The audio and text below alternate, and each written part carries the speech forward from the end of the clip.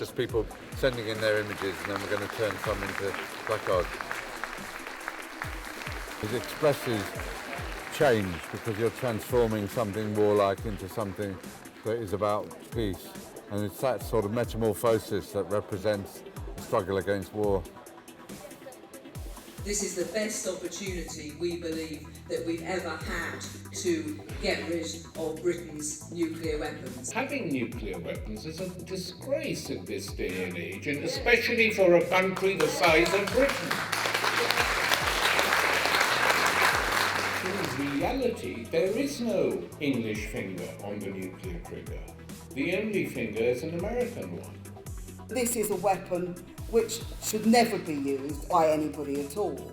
And of course the only people who have used it are the United States. I'm sure many people here have read the descriptions of the effect of the bombing of Hiroshima and Nagasaki.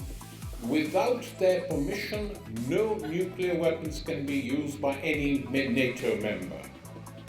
That's the fact. So what is this farce about? It's pretense. It's make-believe. From the point of view of morality, legality, practicality, militarily and credibility as a deterrent, Trident fails or is irrelevant on all counts. From the point of view of most senior Labour figures and many Conservatives, however, it's all about status. Now, what kind of a society is it that can have this money for weapons, which can have the money for war, which is always talking about the glory of Britain, the role of the empire, all these other kind of things? How can we have this and yet at the same time we're presiding over record levels of poverty and inequality and misery for people in this country? You can't deal with poverty in this world unless you're dealing with militarism.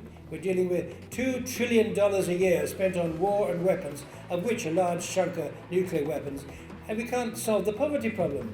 The £100 billion spent on renewing Trident could pay tuition fees for nearly 4 million students. It could also be spent on bringing back EMA. £100 billion could be used to build or refurbish 30,000 primary schools, creating thousands of new jobs and meaning that young people across the country can be educated in top quality facilities rather than the crumbling school buildings that can be found today. And no child should have to grow up in a country that prioritises archaic weapons over the welfare of their children.